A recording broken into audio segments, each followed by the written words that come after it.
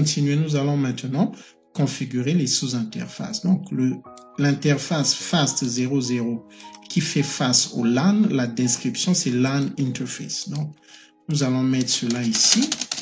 Et nous allons maintenant définir les sous-interfaces, les sub-interfaces. Donc, le sous-interface Fast Ethernet 00.10, description, ce sera le sous-interface du data, encapsulation .10, donc pour le VLAN 10, et l'adresse IP de ce sous-interface, c'est 10.1. Je vais prendre ceci, je vais mettre ici. Donc, il est maintenant up. Je vais venir au niveau du voice, du sous-interface du voice, je vais le prendre. La description aussi est là. Donc, je vais prendre le sous-interface du management, je vais mettre ici.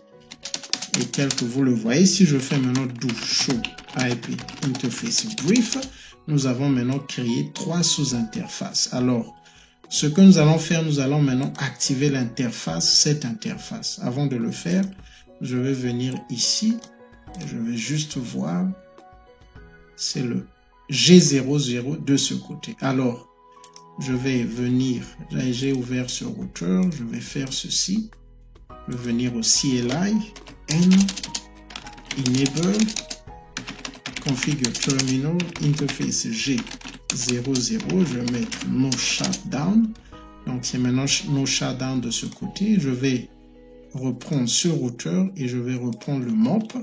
Donc le 1.0 tel que nous le voyons, c'est le WAN interface, donc l'interface qui fait face au réseau longue distance. Je vais prendre sa configuration qui est très simple. Je vais mettre au niveau du routeur past, excusez, interface FA10, no shutdown, FA10. Ok, ce que nous allons faire, interface Fast Ethernet, ce sera le 1.0. Avant de continuer, je vais do show IP interface brief. Donc, ce sera le 0.1. Donc, c'est pas le 1.0. Ce sera le 0.1. Donc, je vais copier cette configuration. Je vais mettre paste. L'interface est maintenant up, tel que nous le voyons. Nous allons continuer. Ce que je vais faire, c'est que je vais maintenant configurer le téléphoniste. Pour continuer, il faut préciser que le routeur que j'utilise, c'est le 2811. Donc, c'est l'un des routeurs. En fait, je pense que c'est l'unique, mais vous pouvez vérifier. Il peut en avoir d'autres. C'est l'un des routeurs qui a l'option les paramètres du Telephony Service sur Packet Tracer. Et vous allez le trouver ici au fond. Donc, je vais revenir ici. Je vais prendre mon MOP. Alors, cette commande, Telephony Service, Max Phone, nous avons 3 phones, Max DN Directory Numbers 3 et le IP Source sera l'adresse IP du sous-interface du Voice VLAN. Alors, je vais prendre ceci, je vais prendre toute cette configuration, je vais mettre ici Paste. Donc, nous allons maintenant définir les directory numbers. Cette configuration, je vais appliquer ici. Tel que vous le voyez, nous avons configuré le premier phone avec le numéro, l'extension 1010. Je vais également faire la même chose, excusez, pour le deuxième. Si je tab, ça ne fonctionne pas, mais si je saisis, ça fonctionne. Alors, nous allons mettre number, c'est le 1020 pour le deuxième phone. Alors, je viens de faire le deuxième, je vais prendre le troisième, je vais appliquer. Donc ça, ces commandes sont en train de configurer les extensions de ces phones.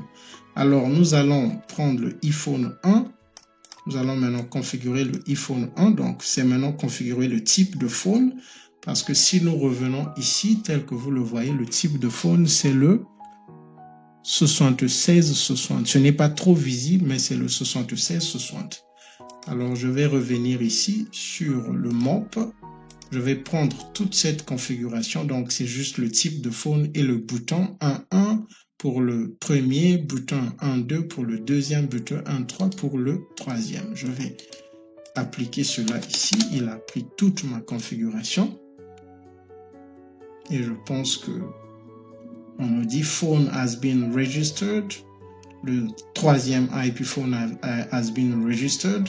Lorsqu'ils sont en train d'être enregistrés, le système est en train de les attribuer des adresses IP qui sont dans le range du pool du voice du DHCP pool voice 20. Donc, tel que nous le voyons, c'est 192.68.20.6. Alors, si je descends ici, je pense que nous sommes pratiquement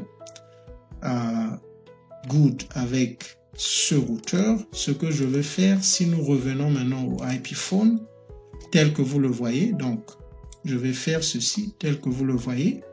Ce IP phone a maintenant, c'est le 3, il a maintenant son extension. Si j'agrandis ici, la difficulté qu'on ne peut pas vraiment agrandir. Son extension, c'est le 1030. Et si j'ouvre la capture d'écran que j'avais fait précédemment, si j'ouvre la capture d'écran que j'avais fait précédemment et que je reviens ici, excusez, je vais retrouver la capture d'écran. Alors, tel que vous le voyez, si j'ouvre la capture d'écran que j'avais fait, ici c'était vide. Donc ici également, il n'y avait rien. Donc là maintenant, avec la configuration que nous avons appliquée dans le routeur, chaque IP phone a reçu son extension. Et donc tel que nous le voyons, chaque IP phone a reçu son extension. Alors nous allons maintenant tester de passer un appel. Nous allons prendre le IP phone 1. Donc c'est le 3, excusez. Et je vais prendre également le IP phone 4 qui est ici. Je vais les mettre ici, je vais partir au GUI, je vais prendre le IP phone 3. Donc, le IP phone 4 a l'extension 1010. Ce que nous allons faire, nous venons ici, nous faisons 10, 10. Et si nous faisons tel que nous le voyons, nous sommes en train d'appeler le IP phone 4. Sur l'extension 1010. Si je prends l'appel tel que vous le voyez, on dit connected. Donc, c'est ainsi que la technologie du IP phone fonctionne. Nous allons essayer de continuer avec les notes de notre présentation. Donc, le data VLAN, même idée et configuration que le VLAN d'un port d'accès, mais défini comme le VLAN qui est utilisé pour le transport du périphérique connecté au téléphone, généralement le PC de l'utilisateur. Et c'est ce que nous voyons. Donc le VLAN 10, c'est pour le data, donc c'est celui qui va faire passer le trafic qui vient du PC. Et nous avons le voice VLAN, c'est le VLAN qui transporte le trafic du téléphone. Donc, le trafic dans ce VLAN est généralement étiqueté avec une en-tête .1Q. Alors, le port du switch agit comme un port d'accès à bien des égards. Cependant, avec la plupart des options de configuration, les trames vocales circulent avec une en-tête et .1Q pour permettre la prise en charge des trames frame des deux VLAN configurés sur le port. Alors, si nous venons ici, c'est la configuration, c'est ce que nous venons de faire principalement, mais ce qui va maintenant nous intéresser, c'est de faire les vérifications au niveau du switch. Donc, je vais venir au niveau du switch, je vais prendre ceci. Si je fais enable, et j'ai déjà mis un mot de passe ici, donc ce sera CITS. Okay. Donc, ce que nous allons faire show interface trunk. Tel que nous le voyons, le port FA01 est le seul port qui est considéré comme trunk. Et le port FA01, c'est ce port. Donc, c'est le seul port qui est pull-up lorsqu'on fait le show interface trunk. Okay? Maintenant, vérifier les ports qui sont connectés au IP phone. Donc, ce que je vais faire, interface fast Ethernet. Donc, nous avons le 02 et nous allons ajouter trunk. Trunk. Je pense que il ne le prend pas. Je vais juste prendre switch port Et lorsque nous faisons le switch port, tel que vous le voyez, nous avons sur ce port, donc c'est le 02, ce port, nous avons une valeur qui s'est ajoutée. Donc nous avons le access mode VLAN 10 data voice VLAN 20. Donc nous avons deux VLAN sur chaque port qui fait face au IP phone. Voilà pourquoi on les considère un peu comme des trunk ports. Donc nous avons aussi switch port FA trunk qui ne fonctionne pas parce que cette option n'est pas supportée sur ce switch. Donc, je vais juste vérifier encore si je fais trunk. Nous n'avons pas cette option dans dans ce switch. Donc, néanmoins, nous avons vu que nous avons ici deux VLAN qui sont dans la commande, que nous voyons avec la commande show interface face Ethernet 02 switch port. Donc nous avons le access mode VLAN 10 et le voice VLAN 20. Alors ce que nous allons, je vais revérifier cette commande show interface. Normalement ce que le show interface face Ethernet 02 trunk devait nous montrer, ça devait nous montrer ici non trunking. Donc un peu comme trunking mais pas vraiment. Donc c'est ce que cela devait nous montrer. Ça devait nous montrer les mêmes informations à peu près. Mode off, ça devait être off ici et ça devait mettre non trunking. Donc je pense que nous avons configuré et ce que nous allons faire, nous allons maintenant activer cette partie du réseau pour voir comment est-ce que l'aspect de DNS. Alors je vais repartir à nos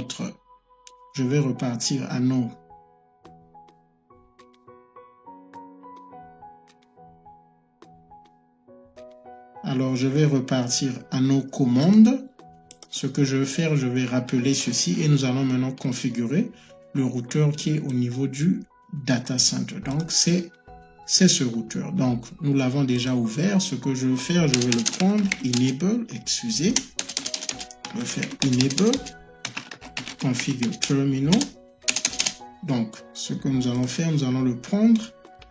Donc, nous allons définir le hostname et le domaine et l'adresse IP du DNS server. Je vais paste ici là.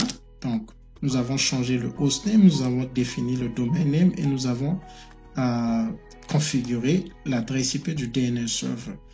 Le port G00 fait face au routeur qui est le LAN router.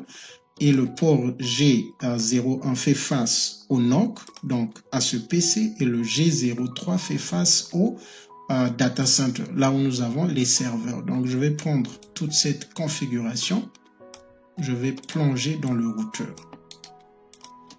Je vais prendre ce routeur, non ce n'est pas celui-ci, je vais mettre ici, je vais plonger toute cette configuration. La description, donc il y a quelque chose qui manque, c'est un R qui manque ici là, donc nous allons prendre, je vais reprendre les mêmes commandes, je vais revenir au niveau du routeur, nous voyons que toutes les commandes peuvent maintenant passer. Alors je me rends compte qu'il y a des commandes que nous n'avons pas mis au niveau du routeur. Je pense que ce sont les adresses, les routes statiques. Donc, je ne vais pas rappeler les détails sur les routes statiques et autres. Nous comprenons un peu de quoi il s'agit. Je vais faire ceci, configure terminal. Principalement, ici, nous avons deux routes. Donc, à partir du routeur 6, donc ce routeur, nous avons une route. Si je fais ceci, j'efface. Donc, nous avons une route qui va vers le data center et une route qui va vers le NOC. Donc, c'est ce que nous pouvons voir ici, là. Donc, IP route 888, c'est ce réseau. IP route 100, c'est ce réseau. Le masque, c'est le même pour les deux et leur next hop interface, c'est donc leur exit interface, c'est le même. Donc, nous allons faire la même chose au niveau du routeur qui est au niveau du data center. Nous avons trois routes. Donc, je vais prendre ce routeur. et je vais appliquer les 3 commandes. Donc, tel que nous le voyons, nous avons 3 routes. Donc, les 3 routes vont vers le LAN, donc le réseau local ici. Et tel que nous le voyons, c'est pratiquement les routes qui vont vers le VLAN, le Data VLAN, le Voice VLAN et le Management VLAN. Alors, nous allons revenir maintenant au PC. Tout a été configuré. Nous allons revenir au PC. Nous allons faire la demande de DHCP IP. Et tel que nous le voyons, le PC a reçu 192.68.10.6, le masque. Il a aussi reçu l'adresse de la passerelle par défaut. Il a aussi reçu le DNS server. Donc, d'un point de vue pratique, le réseau est totalement configuré. Ce que nous allons faire, c'est que nous allons maintenant venir ici, là. Donc, je vais refermer, je vais ouvrir Command Prompt. Donc, si nous faisons ceci, nous allons essayer de ping l'adresse du switch 192. Je n'ai pas voulu mettre les trucs configurés pas à pas parce que nous avons déjà ces éléments. Ce que vous pouvez faire, c'est vous pouvez le faire pas à pas, ainsi je pense manuellement, mais encore ici, je pense qu'il y a quelque chose qui manque. Donc, je vais venir ici, là. Je vais fermer, je vais me rassurer qu'il a une adresse IP. Oui, il a bien une adresse IP, il a aussi sa passerelle par défaut. Donc, je vais revenir ici, là, desktop, je vais fermer ceci. Je vais revenir à Command Prompt. OK, donc, il y a le dernier paquet qui a réussi. Donc, si nous refaisons, il peut ping le switch. Alors, ce que vous allez remarquer, c'est que si nous venons au niveau de ce PC, si je viens ici, le nom de ce switch, c'est CITS Switch 1. Donc, si je prends ce nom, je reviens au PC. Si je fais ping, je mets le nom du PC.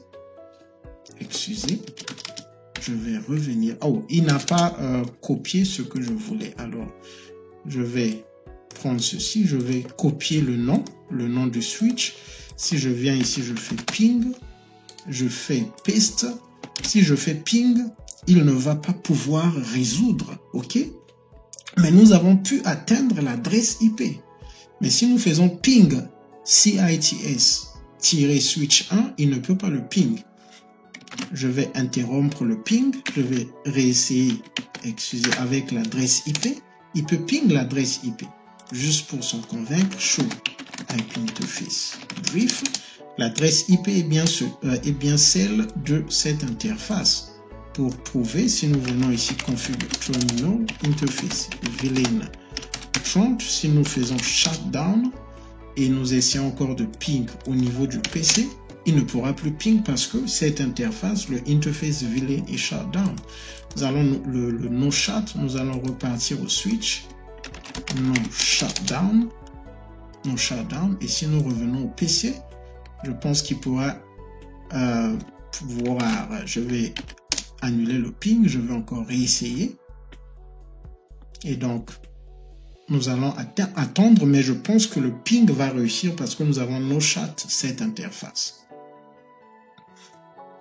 Et donc, vous voyez le request timed out, c'est le temps que le paquet est en train de traverser le réseau.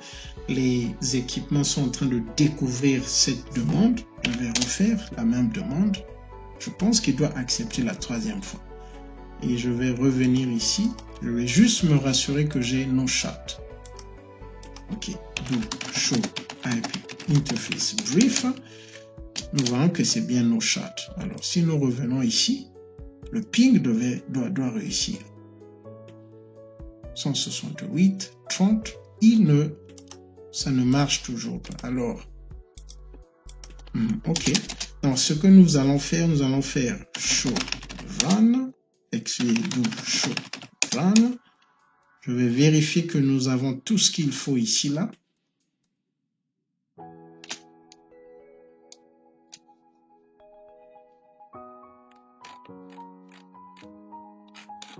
OK, je vais ajouter une commande. Je ne sais pas si cette commande a été enlevée. default, ok, IP default gateway 192.168.30.1. Donc je vais remettre cette commande et je vais encore essayer de ping ici là. Et en même temps, je vais revérifier ici. Alors, vous voyez que c'est cette commande d'une certaine façon qui a été écartée de la configuration. Alors, nous allons maintenant configurer notre serveur DNS. Nous allons venir ici. Nous allons partir au service tel que vous le voyez. Le service est off. OK, donc il faut d'abord venir au DNS. Donc, je viens à DNS. Le service est off. Nous allons le mettre on. Lorsque nous le mettons on, nous pouvons enregistrer tous les équipements de notre réseau. Donc, nous allons venir ici. Nous allons mettre PC1, OK, à record. Et l'adresse IP du PC1, c'est le 192.68.10.6. Je reviens ici. Son adresse IP 192.168.10.6. Nous allons add. Nous allons ajouter le switch. Le nom du switch, nous l'avons vu, mais je vais juste copier encore. Je reviens ici, je mets, c'est le nom du switch et son adresse IP, c'est le 192.168.30.100. Je vais add.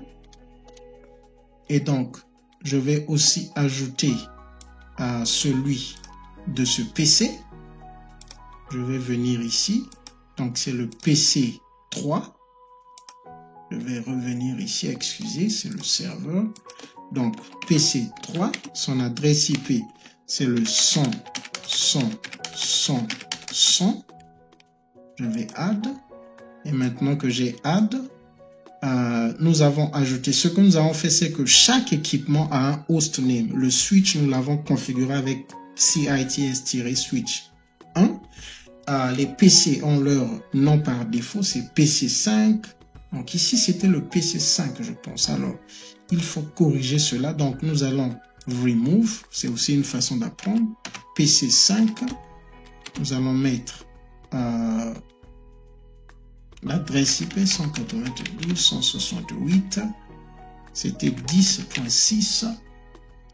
Je vais ajouter. Donc, nous avons enregistré. Vous pouvez aussi enregistrer ce routeur. Vous pouvez aussi enregistrer ce routeur dans le DNS. Ce que cela permet de faire, c'est que s'il y a une adresse IP dans l'équipement et qu'il y a le IP Connectivity, voilà pourquoi nous avons configuré l'adresse du DNS server dans chaque équipement afin que chaque équipement puisse savoir où est-ce qu'il faut trouver le DNS server. Donc, si nous revenons ici, voilà pourquoi nous avons appliqué cette commande IP name server 888 parce que c'est l'adresse IP du DNS server. Mais attention, le DNS server lui-même n'a pas encore d'adresse IP. Donc nous allons venir ici, nous allons mettre 888. Le masque c'est le 255.0 et sa passerelle par défaut c'est le 881. Alors nous allons mettre cela. Parce que si nous ne le faisions pas, les équipements n'allaient pas OK.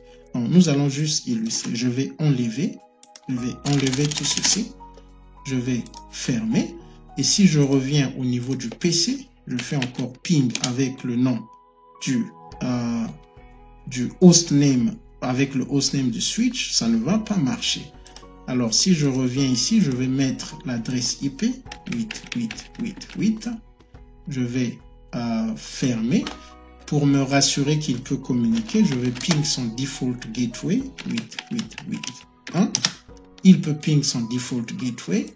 Et si nous revenons au niveau de ce switch, nous allons vérifier.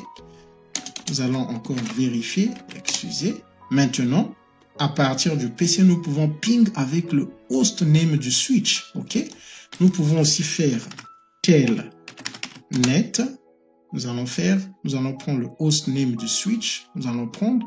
Souvenez-vous, lorsque nous étions en train de telnet, nous étions en train de telnet avec l'adresse IP. Maintenant, nous allons telnet avec le host name. Donc, à partir de là, nous mettons le username et nous mettons le mot de passe.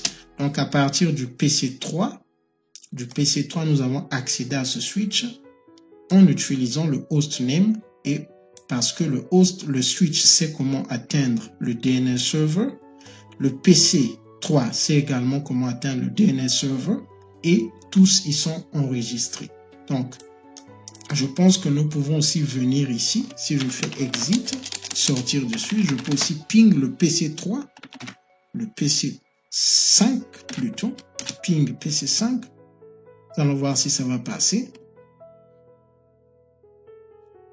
Voilà, donc nous pouvons aussi ping le PC5 avec son hostname, donc tel que nous pouvons le ping. Si je fais juste un test, je viens ici, je vais à desktop, DHCP, lui c'est le 17. Si nous revenons ici, ce PC n'est pas encore enregistré dans le DNS server. Donc si nous faisons ping PC4, c'est le PC4, nous voyons que ping request could not find host PC4. Ping check the name and try again. Alors que si nous faisons le ping avec le nom l'adresse IP du PC qui est le 17, je pense que le ping va réussir. C'est le 17, 177. Si nous revenons ici, le ping passe. Simplement, ça échoue avec le hostname simplement parce que ce PC n'est pas encore enregistré dans le DNS server. Et enfin, je pense qu'il y a une commande que nous pouvons aussi découvrir. Nous allons SSH dans le switch à partir de ce routeur. Je vais venir ici, là, enable. Si nous voulons SSH, point d'interrogation, nous allons mettre -L. Nous allons mettre le point d'interrogation. Le login name, c'est Mehdi. Point d'interrogation. On nous demande de mettre la version de SSH, c'est la version 2. Si je mets encore le point d'interrogation, on me demande de mettre l'adresse IP. C'est le 192.168.30.100. Lorsque nous le faisons, nous voyons qu'on nous demande de mettre le username. Excusez, c'est le mot de passe parce que le username est déjà dans la commande. Donc ça va échouer parce que j'ai déjà saisi des mauvaises informations. Donc je vais le refaire la deuxième fois. CITS, le mot de passe, tel que nous le voyons, à partir de ce routeur, nous sommes dans ce switch. Et donc la commande que nous avons utilisée, c'est cette commande. Alors nous sommes pratiquement à la fin, tel que vous le voyez. Donc nous avons le data. Le data, c'est le traffic qui va permettre aux équipements d'accéder à leur serveur. Nous avons le voice villain qui permet d'utiliser le IP téléphonie. Et nous avons le management. Et tel que nous le voyons, le management, la seule adresse IP qui est dans le switch, c'est le management. Et c'est ce qui permet à ce PC qui est au niveau du contrôle du réseau d'accéder au switch. Dernière chose que nous pouvons faire, c'est de vérifier, faire une capture des paquets qui sont transmis lorsque les IP phones communiquent et lorsque aussi nous faisons des pings qui mettent en jeu un DNS server. Donc, j'ai revu le filtre de notre simulation. Donc, j'ai enlevé STP, j'ai aussi enlevé DTP pour ne pas avoir trop d'informations au niveau de notre simulateur. Donc, ce que je vais faire, je vais fermer ici. Donc, c'est fermé, tel que vous le voyez. Je vais aussi enlever CDP, je pense. Donc, je peux laisser. Donc, nous allons venir au niveau du phone. Nous sommes ici au phone 3. Donc, c'est le 1030 et je vais appeler le 1010. Tel que nous le voyons, il y a SCCP. C'est déjà un protocole pour le IP téléphonie. Mais je vais quand même venir ici, je vais appeler le 1010. Donc, je vais faire, excusez. Donc, au niveau du phone 10, excusez, il y a eu un petit retard, mais je vais le faire à partir du 1010, je vais appeler le 1030. Donc, je vais faire 10-0 et je vais appeler le 30. Je pense qu'il y a un retard qui est dû à la capture des paquets. Donc, nous allons patienter. Ok, donc je vais ajouter le 0. Tel que vous le constatez, c'est long. Et donc, je vais lancer l'appel. excusez, donc le buffer est full, je vais clear le event list et nous allons reprendre notre capture. Donc je vais relancer la capture ici et je vais également lancer l'appel. Donc lorsque je lance l'appel, nous voyons tel que le téléphone est en train de passer l'appel et je vais prendre l'appel de ce côté. Et tel que nous le voyons, nous voyons beaucoup de messages. Nous voyons maintenant il y a RTP qui est un protocole du IP téléphonie également. Et nous n'avons pas besoin de connaître les détails de ces protocoles, mais c'est juste pour montrer un peu comment est-ce que le trafic fonctionne. Alors, avant que le buffer soit encore plein, je vais venir au niveau du PC, je vais encore ping le switch et nous allons voir si DNS, nous allons voir les messages de DNS passer. Donc, je viens ici, donc, je vais ping le switch, je vais excusez, là je viens de mettre un telnet, je vais plutôt ping. Ce que je veux c'est de ping le switch, donc je vais enlever la commande telnet. Je vais enlever et je vais mettre ping, nous allons voir. Nous voyons maintenant que DNS, le DNS est en train, il y a DNS et il y a les ICMP. Donc c'est ainsi que les équipements communiquent. Selon le protocole qui est utilisé, il y a des messages qui sont transmis par les équipements. Nous venons de voir, c'est juste pour illustrer que lorsque les équipements communiquent, ils utilisent des protocoles et les protocoles envoient des messages. Et donc, si la communication met en jeu DNS, il y aura des messages qui vont passer. Nous ne voyons pas ces messages, mais ces équipements communiquent à des intervalles réguliers ou irréguliers selon le type de communication.